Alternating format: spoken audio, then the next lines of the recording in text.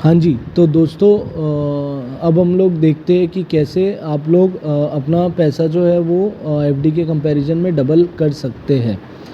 तो जैसा आप देख सकते हैं हम लोग पीसी पे आ गए हैं। यहाँ पे हम लोग देख लेते हैं कैलकुलेशंस वगैरह करके कि कैसे आपको जो है आपका पैसा डबल हो सकता है और विदाउट एनी रिस्क के। तो सबसे पहले अपन एक अमाउंट फिल कर लेते हैं कि अपन अमाउंट 10 लाख ले रहे हैं। उसके पीछे का रीज़न ये है कि अपन को जो है वो आपका रिस्क एक्सपोज करना है। उसके पीछे कारण ये है कि आप बोलेंगे कि रिस्क फ्री अपन रह के एफडी में रहेंगे, तो देखिए 5 लाख तक का ही आपको जो है वो इंश्योरेंस मिलता है डीआईसी जीसी स्कीम के अंडर। तो अपन जो है वो 5 लाख के ऊपर ही लेंगे ताकि आपका रिस्क बोथ सिचुएशन में एक्सपोज्ड रहे, क्योंकि जब अपन कोई बेस लेते हैं तो वो बेस का इक्वल होना ज़रूरी है। फिर यहाँ पे मीडियम में अपन सबसे पहले एक एफडी ले लेते हैं कि अपन एफडी में इन्वेस्ट कर रहे हैं। आज की डेट में अगर आप कोई भी स्मॉल फाइनेंस बैंक या कोई अच्छे बैंक में भी करेंगे तो आपको ऑन एन एवरेज 7.5% तक के रिटर्न मिल जाएंगे। अपन ड्यूरेशन समझ लेते हैं 5 साल का कि अपन 5 साल के लिए इन्वेस्ट कर रहे हैं।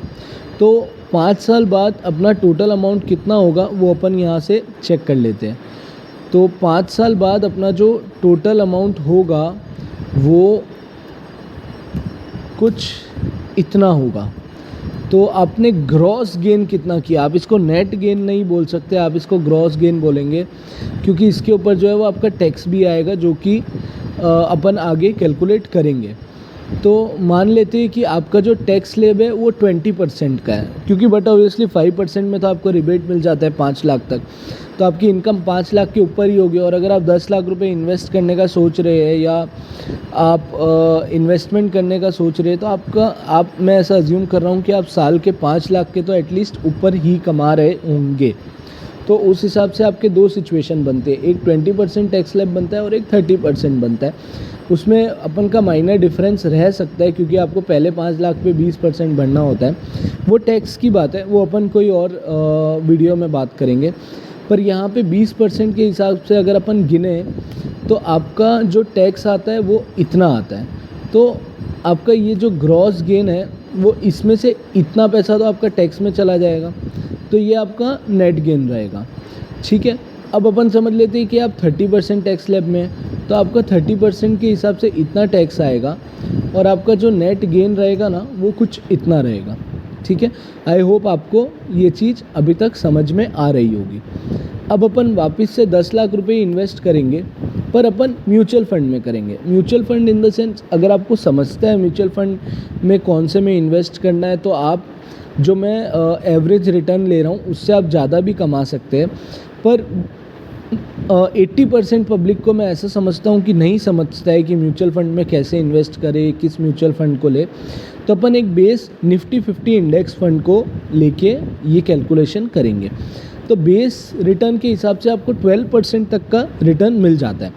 पर अगर आपको ये चीज़ समझती है कि आपको कौन से म्यूचुअल फंड में इन्वेस्ट करना चाहिए तो आप 20% तक का भी कमा सकते हैं। पर मैं यहाँ पे एक बेस मिनिमम एवरेज रिटर्न लेके चल रहा हूँ। ड्यूरेशन हमारा वापस 5 साल ही होगा और यहाँ पे जो है वो अपन अपना जो इंटरेस्ट रेट है उसको चेंज कर देंगे, जो कि अपना इंटरेस्ट रेट होगा 12%।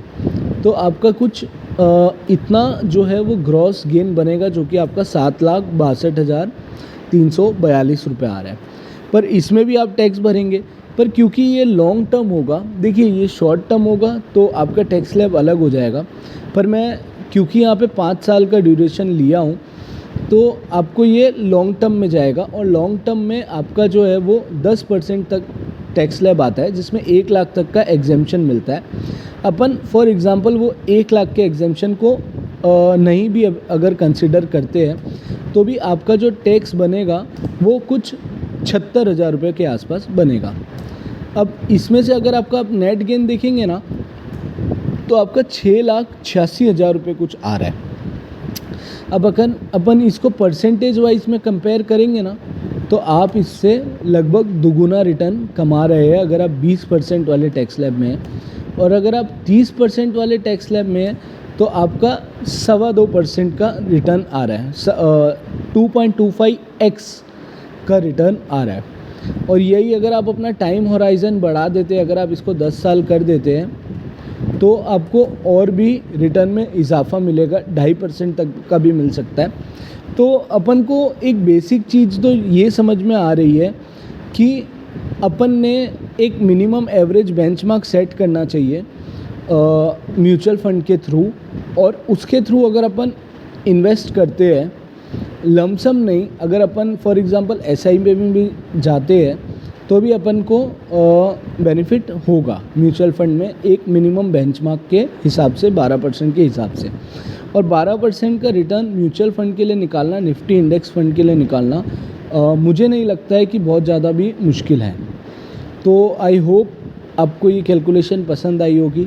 अगर ये आपको कॉन्सेप्ट समझ में आया है तो इस वीडियो को लाइक ज़रूर कीजिएगा, और अगर आपको कोई भी क्वेश्चन है या आप चाहते हैं कि मैं कोई भी एक एडिशनल इन्फॉर्मेशन प्रोवाइड करूं या एडिशनल एनालिसिस प्रोवाइड करूं, तो ज़रूर से इस वीडियो के नीचे कमेंट में कमेंट कीजिएगा।